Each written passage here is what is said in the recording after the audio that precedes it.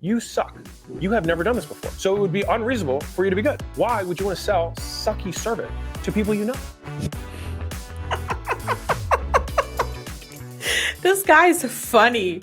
Also, if I communicated like this, everyone would think I was the biggest on earth. Don't want to work with you, even for free, then ask them why. Hey, party people, welcome to Nicole Reacts, a show in which I, Nicole, react to online marketing gurus that I find, that other people help me find, and who find me on the internet. My qualifications for snark and commentary are that I've owned a marketing company for almost 16 years.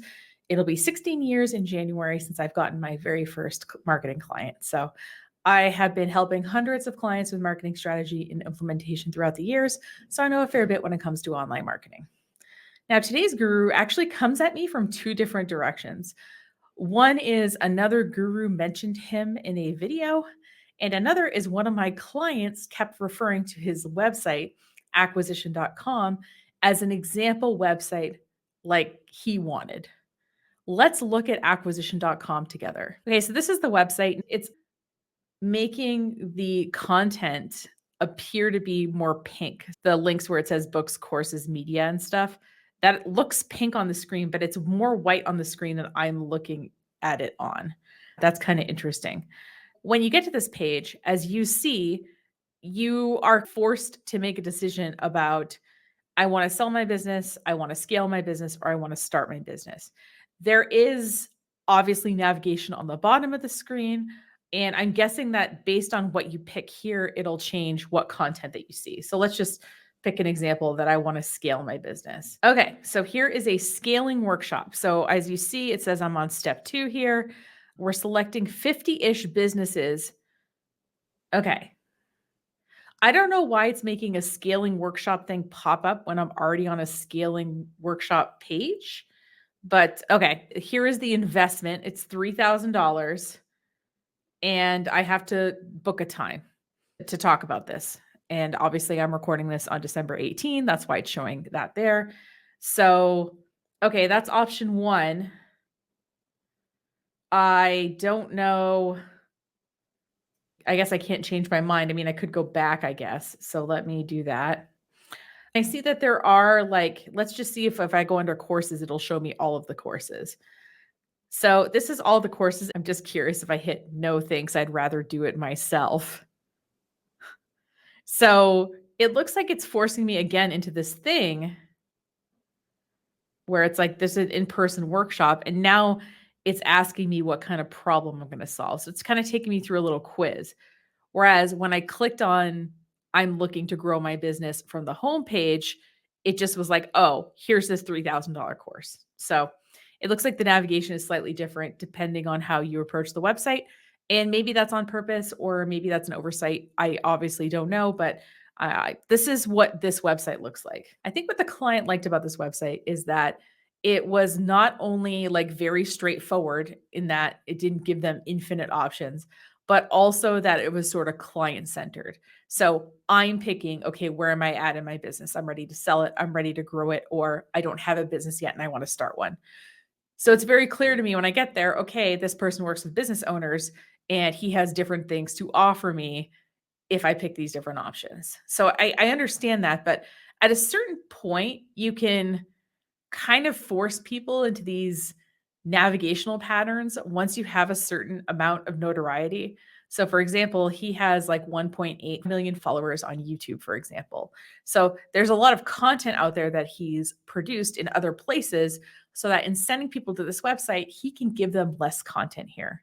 Now, the case with a lot of small businesses is not this.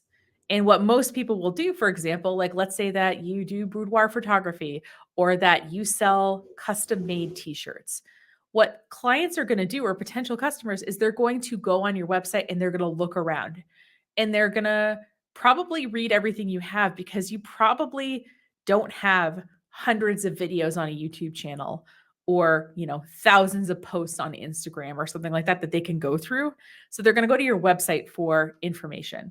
Now, what happens with us at the co-working space is, and just kind of I was laughing when this happens, we'll get a phone call from somebody and they're like, hey, I want to rent space. And we'll start talking to them about the options. And then they'll be like, yeah, I read that on your website. And we'll start talking about our amenities and they'll be like, yeah, I read that on your website. So it's almost like they're calling to make sure that we're like a real legit business before they make their booking, but they've already read pretty much everything that's on our website and maybe stuff other places too, like on Facebook and Instagram. But point being is that the reason that he can take this approach is that he has a certain amount of content that people can consume elsewhere. I don't think necessarily kind of forcing people through a quiz is something that's going to work for every business. So I thought what we'd do today is watch two shorter videos from Alex Hormozi. And the reason is that honestly on this channel, they seem to do better when I do that kind of approach versus watching one very long video. So we're going to try that. I think also by watching videos about two different subject matters, we'll get an idea of what Alex knows, what he recommends to people, and how he presents information and talks to his audience. This first video is called Watch This to Get Your First 5 Customers. It's about 10 minutes long. Let's watch it. I'm going to show you how to get your first 5 customers in 10 steps. The wild world of YouTube has videos everywhere telling you how to scale and grow, but I think people overcomplicate it. And so this is actually a sneak peek from my new book, $100 Million Leads, which comes out 8/19. You can go to acquisition.com/leads. Let's dive in. So the first step to getting this going is you need to get a list. But I don't have a list, Alex. You're damn straight you do. Number one, I want you to go to your email account to pull all the contacts that you have in there. Anybody that you've ever messaged or emailed, that becomes list one. List two is I want you to go to every single social media profile that you have. Go to your social media profiles where you can direct message people. So if you have followers that you can DM, I want you to write down every single one of those people. List number three, pull out your phone, look through your contacts, and I want you to export them. List one is all your email contacts. List two is all of your social contacts. And list three is all of your phone and private personal contacts. If you add all three of those together, you will have a shitload more leads than you thought you did. And you're like, wait, you're going to ask me to contact these people? Slow down. Not yet. And we're not going to do it in a really weird way. I'm sure. Okay, because I was thinking that just because someone called me once does not mean that they have consented to get marketing messages from me. Got to do it in a classy way. Okay. I start every business I have and have people thank me for it.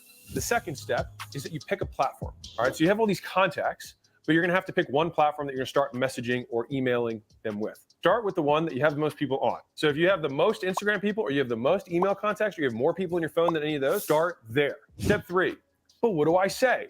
You personalize your message. So what you want to do is you want to use something you already know about the person or prospect in order to initiate reaching out to them. This is also just called being a human being. What you do is you take 30 seconds, you look at someone's profile and you say, oh, they have got this thing, we have something in common, and you could reach out to them with that as your primary message. So for example, you can be like, hey, saw you got a baby. Hey, saw you switch jobs. Hey, saw you move. Hey, you saw that movie last weekend. It doesn't matter. All you need to show is that you took the few seconds to actually not just blast some sort of message. Step four, you reach out and you reach out to 100 people every single day. So let's say you had. I kept my first impressions to myself because honestly, sometimes I can be sort of judgmental and I didn't want to be. I wanted to listen to what he was saying.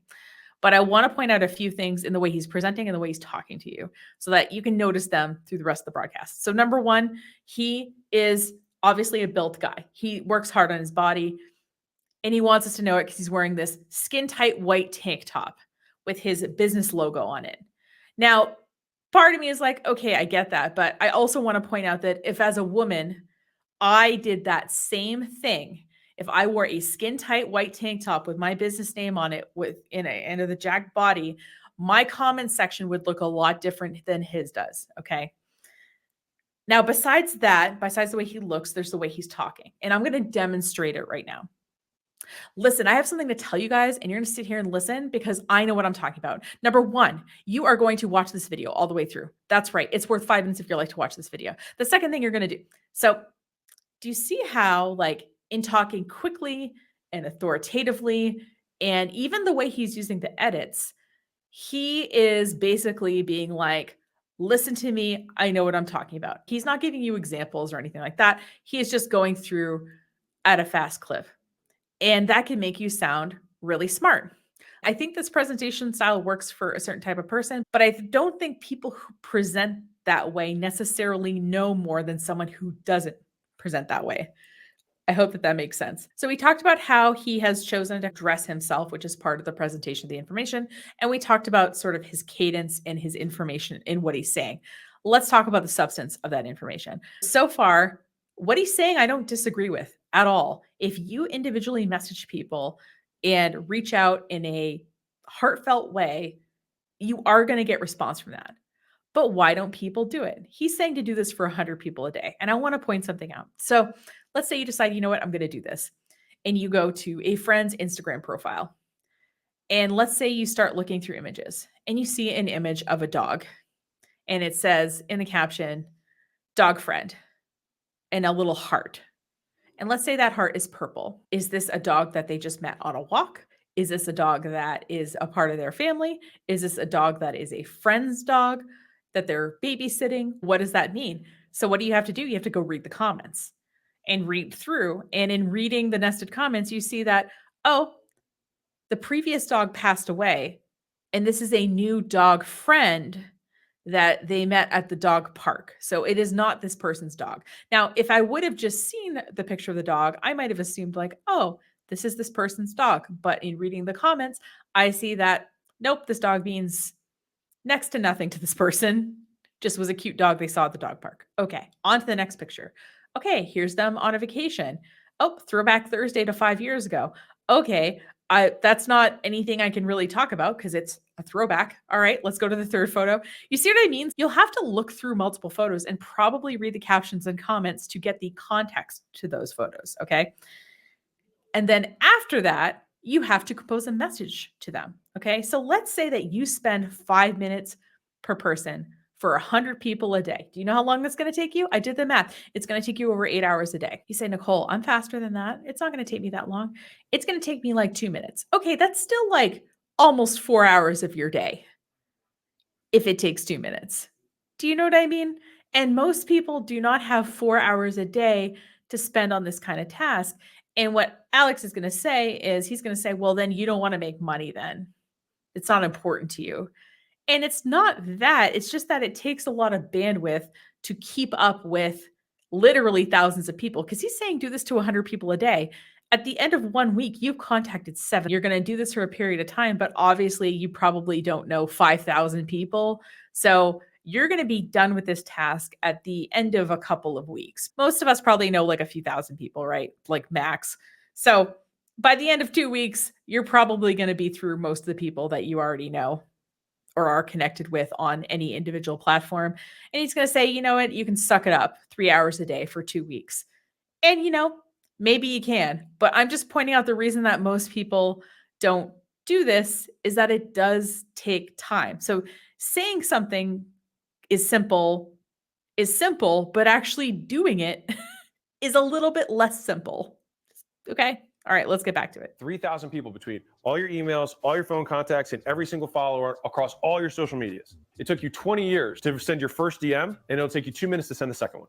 Everything must be hard before it can be easy. So just get over the hump, send it, just something so you can realize that you won't die. Step 5, what do I say if they reply? You warm them up. I use a framework that I call ACA. You acknowledge, compliment, and you ask. For example, I can acknowledge and say, oh, so you have 2 kids. You're going to compliment them about the thing. So it's like, wow, you have 2 kids. You must be a super mom. Working full time and having 2 kids. When we go to ask, we're going to tie. How do you know this person works full time though? Right? You have to look at a fair bit of their content before you know all this stuff about them. Our ask to the compliment we just gave them. Then we transition to whatever type of question that's going to lead them to the service we sell. If I was selling weight loss, I'd be like, hey, so you're a super mom. How do you have time to eat right and work out? Wait a second. This sounds like selling. It's not. We're talking fucking humans. Step 6, invite their friends. When you're talking. I feel like there was a group of guys that must have seen this guy's content a couple of years ago because I had about 4 trainers in a span of about 6 months contact me. Wow, it seems like, you know, you have such a high powered business. You know, do you want to get really strong or do you want to get in shape? So I don't know. I've had this done to me before. I appreciate he's at least not making it directly about weight loss. I would say that if I never talked to this person, like on Instagram, and they sent me this kind of message, I would feel like it was a little gross to get right into it like this. But I guess I don't have $100 million in leads. So what do I know about this stuff? You're not going to sell them. This is fucking huge. You're not going to solicit them. You ask a question, they're going to tell you stuff. And then it's going to be like, oh yeah, by the way, do you know anyone who's looking for X, Y, and Z because I'm opening up a few slots to help people do exactly that. You're just asking them if they know anybody. And since you're friends with them and since you're contacts, you're asking them for a favor. You're not asking them to buy from you. Again, just because I have followers on Instagram does not mean I could send this message and ask them for a favor right away. I feel like there needs to be a little bit of rapport first. I could say, hey, like, I'm trying to become a personal trainer. I want to work with people like you. What is something that would be really helpful to someone like you? I'm not pitching you, but because we're connected, I trust your feedback a little bit more than I trust most people. I mean, if you wanted to approach them with something like that, I feel like it would be more of a conversation that way. And then maybe it would turn into like, oh, well, maybe we could work together or something. But I don't know. I'm not sure about this asking for a favor thing. I've had people like email me or otherwise saying like, hey, Nicole, I'm looking to like help more people develop websites. Like, do you know of anybody that needs a website? And I feel like telling these people, like, my guy, I don't owe you anything. Like, I barely know you. I don't know how good you are to work with as a website developer. And if I'm going to make that recommendation, in particular in my line of work, I want to make sure that you're going to do a good job first. And I don't have any direct experience with you, and I haven't seen any of your work necessarily. So I don't know about asking for a favor right away. It depends how well connected you are to this person. I'm not sure this is any better than trying to sell them something, honestly. But This should make you not feel weird about messaging people. If they say, hey, I'd like to find out more, now what they have done is they've transitioned from a lead to an engaged lead. A lead is somebody that you can contact. An engaged lead is someone who you can contact, comma, who has shown interest in the thing that you sell. okay. If she says, I haven't been able to keep up with my workouts, etc. Now they have shown interest in the thing. Well, then how do I get them to buy from it? We're going to give them the easiest offer in the world to say yes to. You're going to make it free. They probably know that you're not that experienced. Just be honest. The reason we do it for free is you. Oh, right. Because this video is called My First 5 Clients. So he's assuming I don't have much experience because it's my first 5 clients. Okay, I get it now. Say, hey, I'm going to do all this stuff for free as long as you promise to do 3 things. 1, you actually use my service. 2, you give me feedback on it. And 3, leave a killer review if you think it deserves one. Those are the terms of exchange. The reason I want you to start with that is that 1, it'll get you more reps. 2, you probably suck. 3, you need to learn how to suck less, and you suck. It's presumptuous to think that when you're starting a business doing something that you suck at it, obviously like years later, you're going to be better at it. But I don't know. This is a little bit negging to me, but by doing more. And it's way easier to get more people to work with you if you lower the barrier to free. You're actually getting the better end of the deal. You might be wondering why I just mushed this banana in my hand. And it's because the launch of my second book, $100 Million Leads, is both nutritious, natural, okay. So he made himself a little commercial here. and will make you lots of money, unlike bananas. But the event itself, where I'll be launching it on Saturday, August 19th, will be bananas. I've spent over $1 million on the event itself, and I'm going to be giving away a secret thing that I've been working on for over 4 years to everyone who's there with me live. And I would love to tell you what it is. It kills me inside that I cannot tell you, but I want the surprise itself to be worth it, and I think it will be. This is a date that you're not going to miss. It's the day after my birthday, and it's my way of giving back to you guys for being so awesome. Click the link, register, and I'll see you guys there. I'll tell you the quick story of Warren Buffett and Ben Graham. Ben Graham was the GOAT back in the day for investing. Warren Buffett was just a kid out of Columbia and wanted to go learn investing. And he offered to work for Graham for free. Graham said, you're getting the better end of the deal. The actual answer was, you're overpriced. So free was too expensive for Graham because Graham knew that he was going to have to invest more in getting Warren good enough to actually work for him. Yep. And so right now, these customers, and they are very much customer because they are exchanging something for your service. They're exchanging their time and their effort and some stuff later that you're going to have them do. Just because you're not getting paid doesn't mean it's free, but it is monetarily free. So, another round. Okay, I agree with this. And you'll notice in other videos, if you've watched them, that I recommend in terms of building a portfolio, if you want to do marketing work, to find a local or regional nonprofit and offer to do a campaign or something that's like a set period of time for them so that you can build your experience, but also so that you're not signed on to do their marketing indefinitely. I agree that just because you're doing it for free does not mean it's not valuable. I'm going to give you 2 versions of this. You say, by the way, do you know anybody who is, describe their struggles, looking to dream outcome in time delay? I'm taking on 5 case studies for free because that's all I can handle. I just want to get some testimonials for my service or product. And we're being honest because this is a first business and you fucking have no idea what you're doing. So you better not take more than 5 customers on. I just had a girl named XXX work with me to get Dream Outcome, even though she described the same struggle the person you're talking to is struggling with. I'd like to get more testimonials to show it works across different scenarios. Does anyone you like come to mind? If they say no, here's a really funny way you can respond to that. Just say, haha, does anyone you hate come to mind? Honestly, that's when you'll sometimes get the real response. If you don't have time to say all of those things, you just say, I help the type of customer get Dream Outcome in time period without effort and sacrifice, and I guarantee X, Y, and Z to decrease risk. That's it. That's if you just had that moment to deliver one thing of what do I do? Some special snowflakes are going to be like, You should never sell your time for nothing. you suck. You have never done this before. So it would be unreasonable for you to be good. Why would you want to sell sucky service to people you know? This guy's funny. Also, if I communicated like this, everyone would think I was the biggest bitch on earth. Don't want to work with you, even for free, then ask them why. Because the reason that someone tells you they don't want to work with you, even for free, is because there are hidden costs associated with whatever thing you sell. If you figure out what all those hidden costs are, you can eliminate those hidden costs. Is it hidden costs, or maybe I just think you're a douchebag and I don't want to work with you on something personal like reaching a fitness goal? Does the reason for rejection have to be financial, or could it just be that like I don't like you or trust you? So for example, if you were like, Nicole, I want to look at your books and I want to figure out all these reports that I can give you and I'm willing to do this for free, I don't want to give you my data. I don't want to give you access to my financials.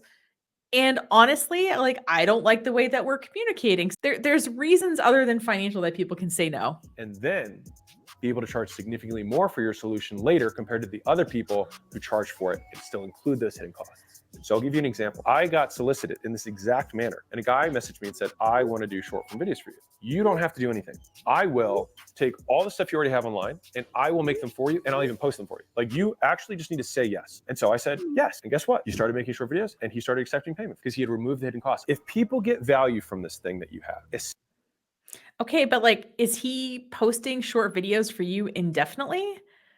Is he offering to do it for a month for free? I feel like we're missing some parts of the conversation here. especially if it's free, they're far more likely to leave positive reviews, give you feedback, and send their friends and family. Once we have that, we have our first customers. Now we go to step 8. Yeah, but if you're personal training their friend or family member for free and they contact you, they're going to expect that service for free too. So if you say, oh no, actually I charge for this, they're going to be like, well, wait a minute, you're giving it to so-and-so for free. I used to do 3 free web projects a year for nonprofits. And so if you hadn't gotten to me as a nonprofit by the end of January, like I was already spoken for. And so then a nonprofit would contact me and I'd quote them and they'd be like, well, you made a free website for so-and-so, or you ran this campaign for so-and-so. So then I said, fine, none of you are getting anything for free now. Are you happy? No, but really, like I said, when you do stuff for free, it gets around that you're doing it for free. And then it can kind of bite you in the ass a little bit. I'll be honest with you. You start back at the top. So you had that big list and we hit all of them once and back again. So some of those people, by the way, when you ask them if they know anybody, they actually just give you people that they know that might help, and you get free leads. Because if you reach out to 3,000 people with a free thing, you'll get 5 people who will take you up on it. I promise you. So now you're like, but Alex, I can't work for free forever. Now we're on step 9. Start charging. Once people start referring, that's when you know you were good enough to start charging. When this happens, all you do is you go back up to the script that I just read to you and you change free to 80% off. And you say that's for the next 5. What do you do after that? Change the 80% to 60%. After you get those 5, change to 40, then to 20. Then you're at full price. But guess what? It doesn't have to stop there. You can go 20% over. You can go 40% over that, because there are no rules. And if at that point you're way better, you may merit that because of the value that you deliver. Because ideally, you're charging full retail, but now you're at 10x the value. The value that you have done has gotten Ooh, 10x. We got a little Grant Cardone breadcrumb there. You figured out from the feedback that these people that work with you for free have told you, so that you can make it even better for people who pay you. Once you have those people and you started transitioning, congratulations, you are in business and you are making money. You will at some point reach capacity. When you fill up all your slots with free people and discounted people, now you have true scarcity. And so you can ethically sell with conviction that you really don't have that much room. They will desire you more because you are scarce from a resource perspective. And then they will pay the same or premium in order to work with you. I sort of appreciate that at least he's saying, like, only say that you're less available when it's honestly true, but I still think it's a tactic. So if someone says it to me, I'm not necessarily going to trust it. Then you turn to your free person and Okay. you say, I am accepting somebody who is paying full boat in order to do this. If you would like me to keep doing this for you, you would have to start paying to match them. Are you comfortable with that? If they're not, no sweat, because all you did is you help them for free. And you say, no worries, can I get the Why don't you just offer to help them for a set period of time for free? And then if they're seeing results after that time, then they'll continue. Why help them for free until you build your client base? Why not just say, hey, I'm doing 3 months for free. And then at the end of 3 months, hey, you're seeing these results. Do you want to keep going? I don't know why we don't put a time limit on it when we initially set it up. I think that would be helpful. killer review you asked me for, or I asked you for. And those free people, you have to love and cherish them more than anyone else in your life, because they're going to get you business in 3 different ways. 1, they're going to leave you reviews that are going to get you business. 2, they're going to send you people that are going to get you business. And 3, they themselves may transition into paying you, which will also get you business. Don't think short, think long, and you'll make long money. Now, I agree. I agree with the long view about business stuff because it will change the way you make decisions, I think, in a good way. you have paying customers, you're reaching your capacity, you're consistently raising your price because now there is more demand than you have supply. And we have artificially created a condition for profit. So what's the 10th step? Keep them warm. You've got this big list of people. Check in like a human being. Provide value to them on a regular basis. When you do that, you continue to reinforce and deposit goodwill in the audience, because what will happen eventually is you won't even need to ask them, because you've provided enough value. You start posting enough testimonials, enough results, talking about some of the entrenched stuff that you're doing right now, that people will be like, hey, that's actually pretty cool. Hey, can I find out more about that? And then they will actually start soliciting you. And that's the game. That's how you go from 0 to hero and get your first 5 paying customers. Now, remember, right? If you're contacting 100 people a day and it takes you 5 minutes, that's over 8 hours. But even if you said, well, I'm just going to limit myself to an hour a day or 30 minutes a day of contacting people and following up with them, I'm not saying that you won't get results, but I'm saying that in spending that time doing that, you're not spending your time doing something else. So maintaining a network, whatever kind of network you have, takes time. And I think it's worth spending that time, but how much time you spend and how you want to keep in touch with that network, I think is up to you. And it will definitely vary individually based on the kind of business you have, how long you've been in business, how much revenue you need to generate to pay your bills, and that kind of thing. Hey guys, editing Nicole. So in editing and preparing this video, I started to look into things like Alex Hormozi's social media content and his Social Blade stats. He posts about once a day.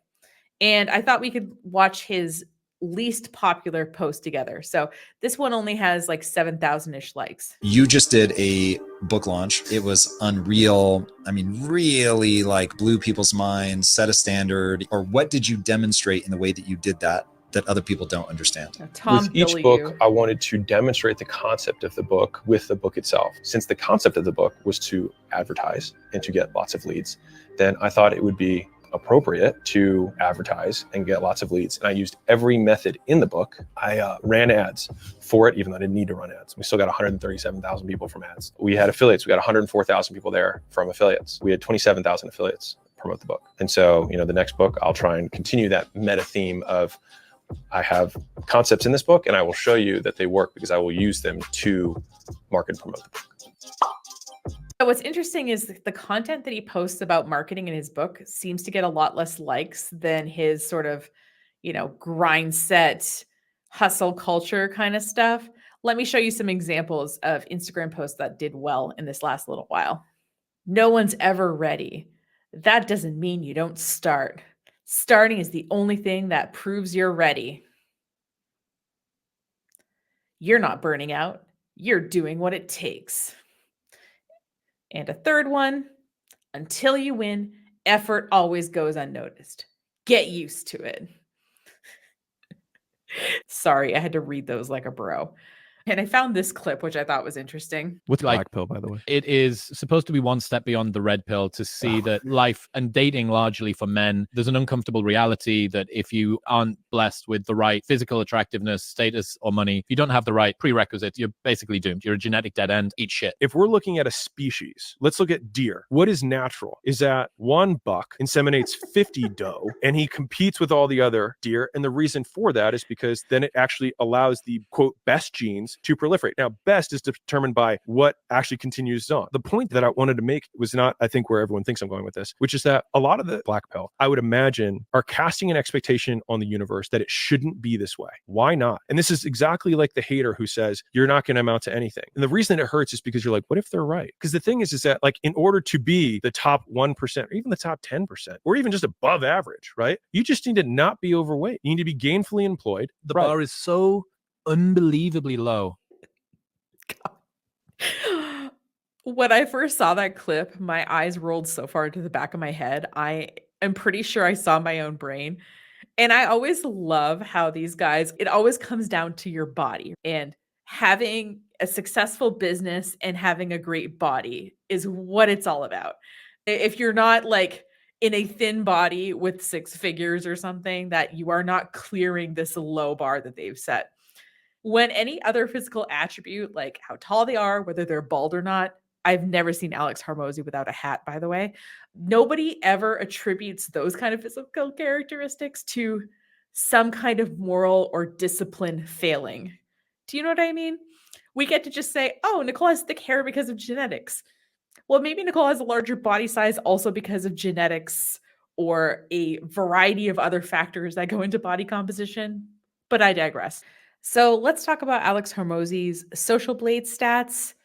I thought it was really interesting, a little dip of monthly follower growth that seemed to start happening around September of this year. Let me show you the video because I can't remember the exact numbers, and then I'll verbally tell you what this video is showing. He was gaining followers like 220,000 a month, and then it dipped down to 80,000. So imagine if your follower acquisition slowed to less than half of the rate. It made me wonder, okay, like, what's going on? But looking at his TikTok numbers, this is interesting. So as you see, it seems to go up by a round number every single day, which is kind of interesting. I looked up 2 other people when I did this. I looked up The Rock, and I saw that he got 100,000 followers in one day, which is probably him buying followers. And then I looked up Mama Tot, aka Ophelia. Her handle is ShoeLover99. She's kind of a TikTok influencer, and her growth was 3,334 followers this month. That seems like a much more sort of normal number of somebody who's not buying followers versus buying 100,000 in one day or buying between 100 and 800 per day at a time. Although it's smarter to spread it out like this if you're going to do it. I thought I would give us that context anyway. All right, back to the video. The second video we're going to watch is I gained 5 million followers with this secret method.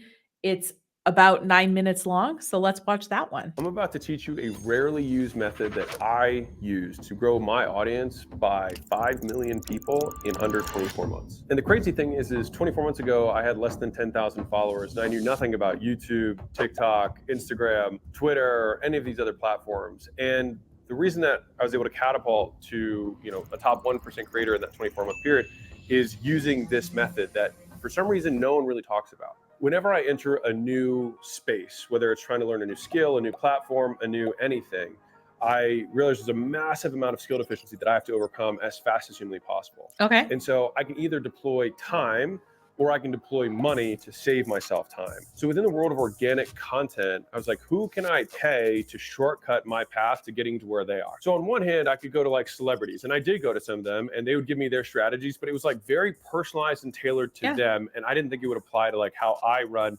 acquisition.com in my daily life. On the other hand, there was like the coaches, gurus, et cetera, that I could go to. And I didn't want to do that because they might be using something that worked like 5 years ago, which honestly, I see all the time. They're like, guys, you've got to do hashtags on YouTube videos. I'm like, what are you talking about? Like that's not true. And the third option, which I ultimately went with, are advertising agencies. And what an agency is just a business that sells services of advertising on your behalf. I can pay someone to run ads for me. I can pay someone to cut, edit, and distribute content on my behalf. So what I want to do is help you decide whether or not you should use an agency and avoid what I call the agency trap. There's different tiers of agencies. There's the guys who just make stuff, and then there's the people who are real pros. Contextually here, for one brand on one platform, a small one might cost $3-ish, maybe $5,000 a month. The more advanced ones are usually in the $15,000 to $30,000 a month. So it's significantly more money. So here's how I use agencies now and how you can too. Phase one is I get what I would consider a basic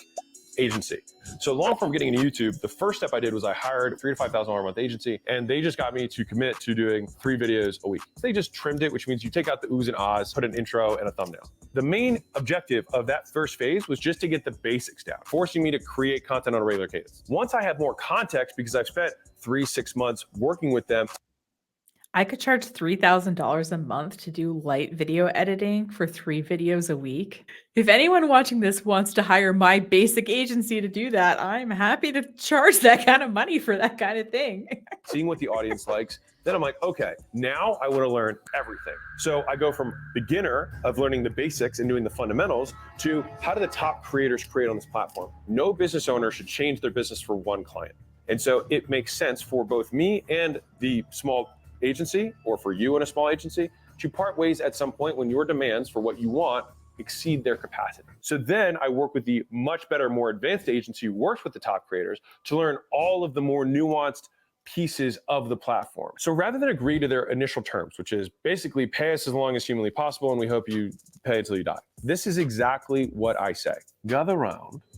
I want to do what you do in my business, but I don't know how. I'd like to work with you for 6 months so I can learn how you do it. Plus, I'll pay extra for you to break down why you make the decisions you do and the steps you take to make them. Then, after I get a good idea of how it all works, I'll start training my team on it. And once they can do it well enough, I'd like to change to a lower cost consulting agreement. This way, you can still help us if we run into problems. Are you opposed to it? The thing is that most of our agreements are actually 6 months long because, in particular with social media, it can take time to show results. So let's say, for example, we took over management of your Instagram and your TikTok account. That first month, honestly, like we're getting passwords, we're getting access to content you've previously produced. We are posting some content, we're looking at your data. And it's going to take us a little bit of time to run some experiments and to figure out an approval process with you if you want to approve the content before it gets posted and that kind of thing, right? So we need 6 months to show something. So whether that's you've gotten enough growth on the platforms that you're happy with us, or that you're gotten enough business results, like people are coming into your business saying, hey, I saw your videos on TikTok and, I'm here buying something. Usually at the 6 month mark, it gives the clients enough information to know if what we're doing is working or not. And something I say to our clients all the time that I'll say to you is that I'm happy to train anybody in what we do here as a marketing agency. So one of our clients, for example, had a CMO, and the CMO wanted to get good at running ads. So what I did is for 3 months, I ran weekly ad sets and I would record myself setting them up and send them to her for review. And then, I would answer her questions. And so she was over time able to see like, okay, this is how they get set up. This is how I look at the data. This is how I test elements like creative and audience and how they're doing. And so over the course of showing the process, then she's like, okay, got it. And she took over running their ads. You don't have to pay me any extra to train somebody on how to do stuff. You're paying either my hourly rate or something similar. And instead of spending my time doing the services, if I'm spending my time teaching the services, that's fine to me. But I also think it's kind of arrogant to think that you can learn someone's entire job in 6 months. Also, that job isn't going to change over time. How I would teach somebody to run ads now is a bit different than how I would have done it a couple of years ago, because the options on these platforms are changing all the time. So even if you do commit to learning the thing, you'll have to commit to relearning about it or to keeping up with the platforms as they change. It's valid if you want to do your own thing to hire an agency who's willing to teach you. I don't think you have to pay $15,000 a month to access that. When you start that way, I like it because you're starting with very clear intentions. And you're saying, hey, I'm going to commit to 6 months. This is what I want from you. And I'm also saying I'm going to continue to pay you after the engagement's over for a much higher leverage, much more profitable consulting engagement. So that's what a lot of agencies would ultimately want. And if I need to pay a little bit more than the agency fee upfront, then I'm willing to do that. I also understand that as I start to train my team on it internally, there will be a period of time where I'm paying both them and my team. So you're paying twice. The thing is that when you do that, you're actually building the enterprise value of your business. You're building capacity within your organization. You're going to invest in that as a business owner. Makes sense. And you're building the asset that you own rather than being reliant on somebody else who eventually could, if you wanted to, cut you off and then you'd be dead in the water. Or what more realistically happens is they gouge you and they continue to raise their price because they can see how much money you're making from the thing. With that new agency, we ran the same play. Hey, We want to learn from you. We want to understand why you're picking these things. We want to understand the decision-making process, etc. I start documenting what they're doing into our processes internally. We want to start co-creating. So they're making stuff for us and we're making stuff for us. And eventually our stuff for us starts to be as good and eventually better than the stuff that they make for us. And it should be, because I'm only one client of many to them, and I'm basically renting them as fractional labor with expertise at a premium. Once your team has the same amount of expertise or more, they should be better because one, they have more time because they're going to fully allocate their time to you. And secondly, because they will always have more context on your brand. I agree. Somebody who works within your business full time is going to know more about it than I ever will. The question is that person or that team of people able to create the same quality of material? And he seems to think they can get there in like 6 months. And I don't know. I think that might be kind of aggressive, in particular if that team is also doing other things for you, because it takes time to get good at things. Than an agent will. By having more time and more context, all we have to fill is the gap of expertise. And so once we have the expertise gap, then the in-house team should be better than the advanced team. And then at that point, you decouple and you let them go. You want to make sure that you have a... But you don't let them go because you said that you're going to hire them for a lower consulting rate. So you're not really letting them go. They're just kind of downgrading their role. So. Deadline for when you want to make that transition. And this is good for a couple reasons. One is because it sets expectations with them. They can also see the LTV and you can talk in terms of that. Let's say it's $6,000 a month. I'm committing to $36,000. All right. So hold on. I got to look up what LTV is. I don't know what that is. Ah, okay. Long-term value. Okay. I should have known that, but I had to look it up. So like, you're going to get that from me as long as you're not an idiot. But the real is that your team also knows that you're like, hey, we're 1 month down. We got to understand this stuff in 5 months. Hey, we're 2 months down. We got to understand this stuff in 4 months. And so it drives you towards the outcome of getting your team up to speed faster. Now you have that deadline, but what if your team's not as good as theirs by the time the deadline comes? Yeah. Well, in my opinion, you either need to change the people or they're not teaching you everything that needs to happen. Because if they're low-skilled people are doing better than your team, some who is a problem, either them or... Why are you assuming the marketing agency has a low-skill team? Why are you assuming that the marketing agency is putting a low-skilled person on your account? Just wondering. For you, let's assume that the people are right, and maybe it's just a more complex platform, whatever. I keep going until our team matches theirs. Once our team matches theirs, then I drop it off. We downgrade it to a consulting agreement just for insurance. 1 or 2 months later, if we feel like we're not learning anything on the calls that we have from a consulting perspective, we cut it. And we do so amicably because we set that as the expectation. That's how I grew my YouTube. So now let's approach the same concept, but on a different platform. I didn't understand TikTok at all. I didn't use it. I wasn't on it. I actually had an agency reach out to me outbound. Which is not common for me to accept that. But they said, listen, you do no work. So from a value perspective, the offer was, you already have enough content out there. I can repurpose it and make shorts out of it. And I was like, okay, sure. If you want to... I think this is the same guy he was talking about in the previous video. Do all the work and involve me at nothing and just make content for me, sounds good. And so that's what they did. And they started getting traction with the short videos. And we're like, okay, this stuff works. And then for me, my director of brand actually had a super deep history on short form content.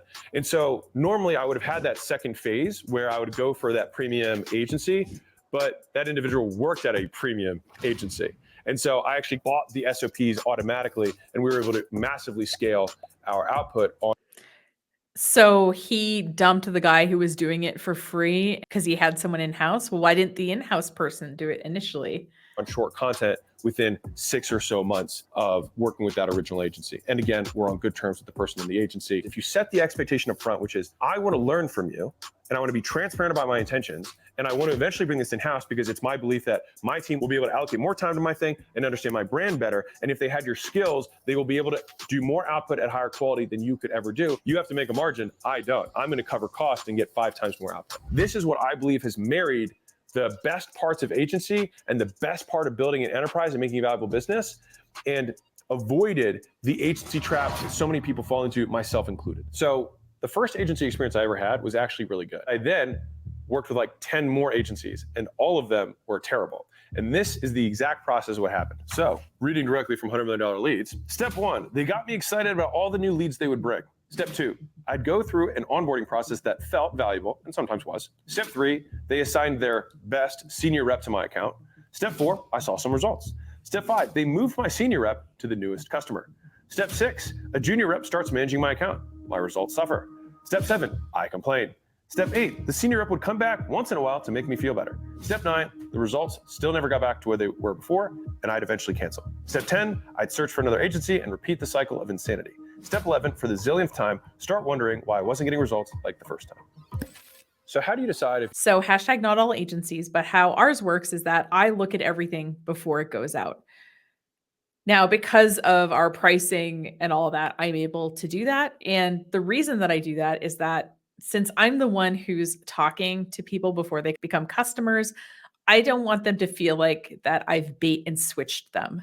I don't want them to feel like they've had a conversation with me, they built a rapport with me, and now I'm handing them off to somebody else. Does that mean that other people in my company can't edit videos, can't write content, can't edit pictures?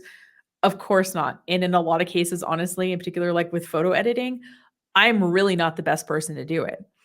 But I look at everything and I am willing to sign off on everything that goes out. And to me, that keeps a certain level of quality of the content we're producing for clients. And I think that that's important. Now, might I change in a few years once some of my coworkers have like a decade of experience like I do? Sure. But right now, that's what feels right to me. So if you have concerns when you hire an agency about who's doing the work and all of that, have those conversations before you hire them. Who's going to do the work and what the approval process is and that kind of thing. Chances are that if they're an experienced agency, they have different ways that they work with clients to make sure that the work is of a certain quality, and they should be able to tell you what that is. Don't assume Alex Hormozi's experience is everybody's experience. As he said, that first agency he hired was great. I don't know why he got rid of him then, but using an agency is right for you? First off, do you have more money or more time?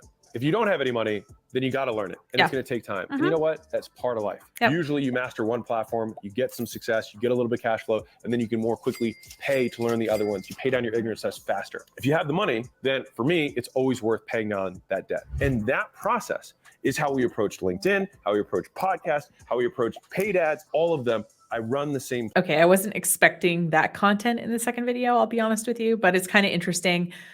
As you see, as a businessman, he is thinking, okay, if I make more money than I spend on it, or if I'm building capacity within my team, then it's worth me spending money. And I think most people would agree with that. Do I think Alex Hormozi knows what he's talking about? Well, I think he thinks he knows what he's talking about. But if he was this amazing advertiser, right? Wouldn't he be running an ad agency? Wouldn't he be working with clients? He's building his own brand. And I'm not saying that knowledge he's gotten building his own brand can't be usable by other people.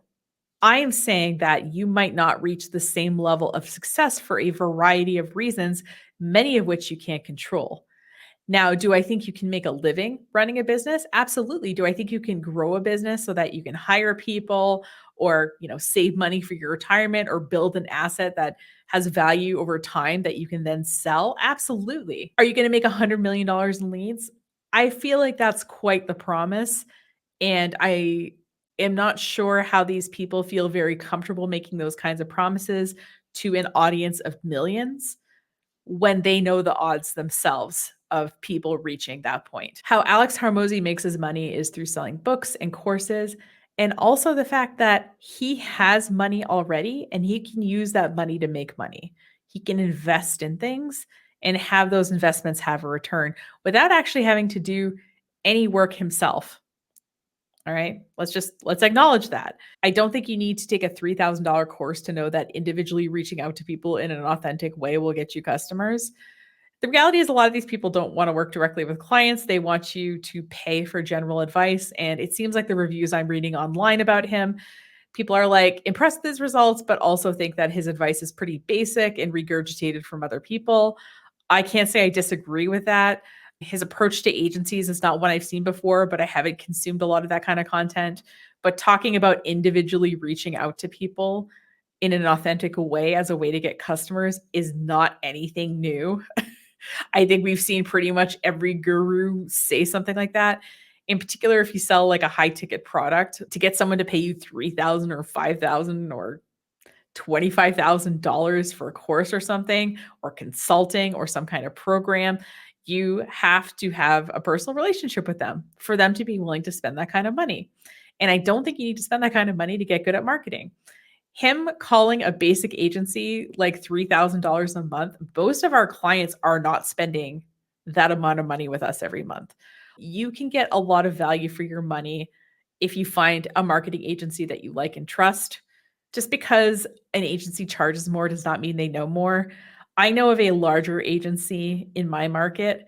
They stole one of our clients. And I put that in air quotes because I don't think clients or husbands or whatever can be stolen.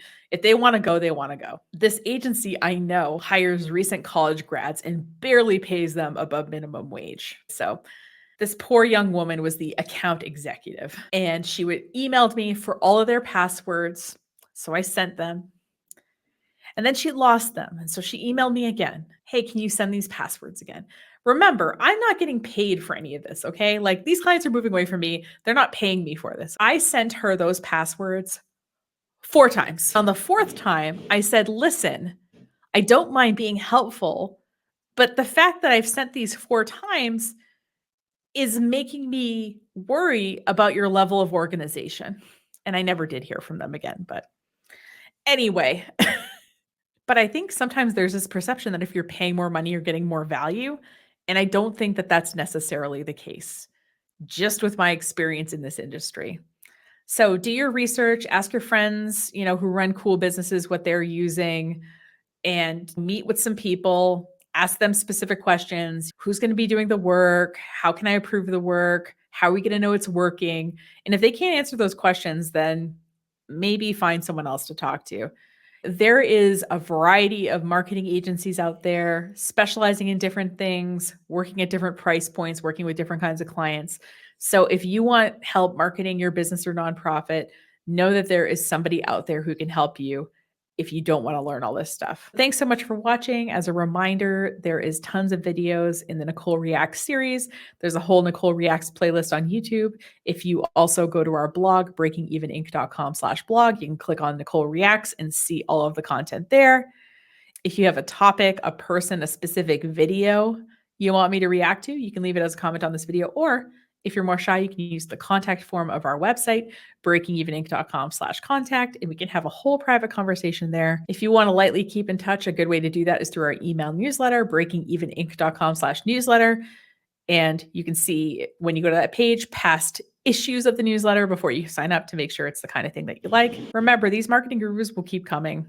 They just will. I'll keep finding them. They'll keep finding me. I'll keep talking about them. But remember that you have a friend, and that's me in the marketing business, who's not afraid to call them on all their bullshit. Take care.